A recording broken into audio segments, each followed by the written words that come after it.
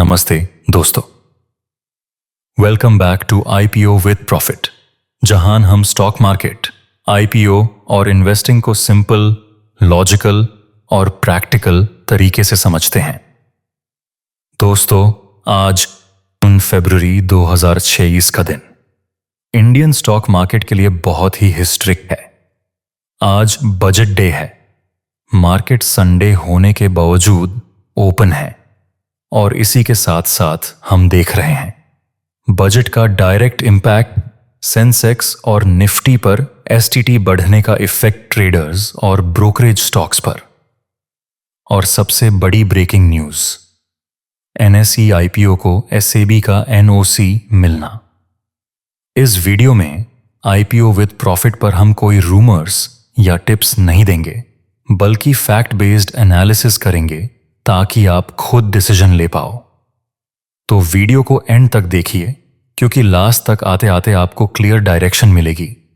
Trader को क्या करना चाहिए, इन्वेस्टर को क्या अवॉइड करना चाहिए और कौन सा नॉइज इग्नोर करना चाहिए। दोस्तों, normally Indian stock market Sunday को बैंड होता है, लेकिन आज यूनियन बजट 2016 की वजह से एनएसई ओपन है, बीएसई ओपन है और स्पेशल ट्रेडिंग सेशन कंडक्ट किया गया है। यह कोई नॉर्मल दिन नहीं है। इसका मतलब क्या होता है? जब मार्केट स्पेशल ओकेजन्स पर ओपन होता है तो वॉलेटिलिटी हाई होती है, इमोशनल ट्रेडिंग बढ़ जाती है, न्यूज बेस्ड रिएक्शंस एग्जैजरेटेड हो जाते हैं और इसी वजह से आईपीओ विद प्रॉफिट हमेशा कहता है, ऐसे दिन पर पैसा बनाना से ज्यादा पैसा बचाना इंपॉर्टेंट होता है। आज के दिन मार्केट लॉजिक से कम रिएक्शन से ज्यादा चलता है। जैसे ही फाइनेंस मिनिस्टर का बजट स्पीच स्टार्ट हुआ, मार्केट ने इंस्टेंट रिएक्शन दिया। इनिशियल ऑप्टिमिज्म के बाद मार्केट ने शार्प सेलिंग प्रेशर दिखाया।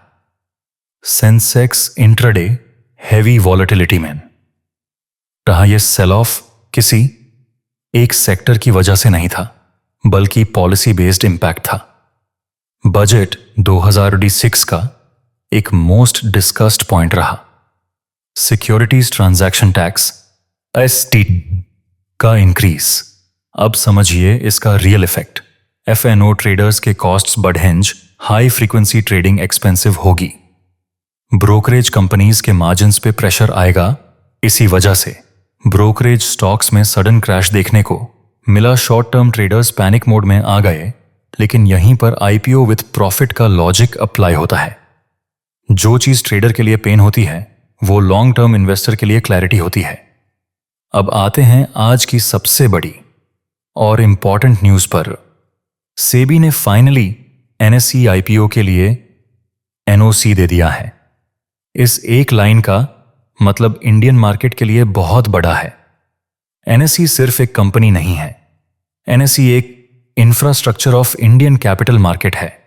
सोचिए, जहां से ट्रेडिंग होती है, जहां से प्राइस डिस्कवरी होती है, जहां से आईपीओज लिस्ट होते हैं, अगर वही इंस्टीट्यूशन पब्लिक हो जाता है तो इसका इंपैक्ट मल्टी डिकेड लेवल का होता है। आईपीओ विद प्रॉफिट यहां पर क्लियर बात करता है, एनएसई आईपीओ ट्रेडिंग आईपीओ नहीं होगा। यह लॉन्ग टर्म वेल्थ क्रिएशन का कैंडिडेट हो सकता है। लिस्टिंग के बाद वॉलेटिलिटी होगी, एक्सपेक्टेशंस भी हाई होंगी। इसलिए रिटेल इन्वेस्टर्स को हाइप से दूर रहना होगा, वैल्यूएशन समझना होगा, ग्रे मार्केट नॉइज इग्नोर करना होगा। जैसे ही एनएसई आईपीओ न्यूज आई, रिलेटेड कंपनीज फोकस में ना, कई शॉर्ट टर्म प्राइस स्पाइक्स आए, लेकिन आईपीओ विद प्रॉफिट का रूल सिंपल है। रिलेटेड स्टॉक का मूव न्यूज पे होता है, वैल्यू पे नहीं। इसलिए ब्लाइंडली चेस करना रिस्क क्रिएट करता है। अब बात करते हैं आज के सेक्टरल एक्शन की।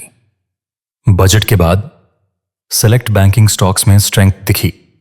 पीएसयू वर्सेस प्राइवेट बैंक का क्लियर डाइवर्जेंस रहा। यह सिग्नल देता है कि मार्केट अब सेलेक्टिव हो रहा है, सब कुछ एक साथ नहीं ऊपर जाता। बजट से पहले और बाद गोल्ड और सिल्वर में शार्प मूव्स देखे गए। करेंसी और इन्फ्लेशन एक्सपेक्टेशंस का रोल रहा। इन्वेस्टर के लिए take away, gold else hedge, not short term speculation tool. अब सबसे इंपॉर्टेंट सेक्शन, बजट डे पर लो कॉन्फिडेंस ट्रेड्स अवॉइड करें, ओवर ट्रेडिंग से बचें, एसटीटी बढ़ने के बाद नेट प्रॉफिटेबिलिटी कैलकुलेट करें। आईपीओ विद प्रॉफिट का क्लियर एडवाइस, अगर क्लैरिटी नहीं है तो ट्रेड भी नहीं है। एनएसई आईपीओ को इमोशन के साथ नहीं, डेटा के साथ देखें। बजट के बाद करेक्शन इक्वल अपॉर्चुनिटी हो सकती है। एसआईपी माइंडसेट रखें, लंप सम हाइप अवॉइड करें। Position sizing most important, leverage कम रखें, न्यूज के पीछे भागना बंद करें। मार्केट हमेशा अपॉर्चुनिटी देता है, कैपिटल सिर्फ एक बार मिलता है। दोस्तों, आज के बजट डे एनालिसिस का यही सच है।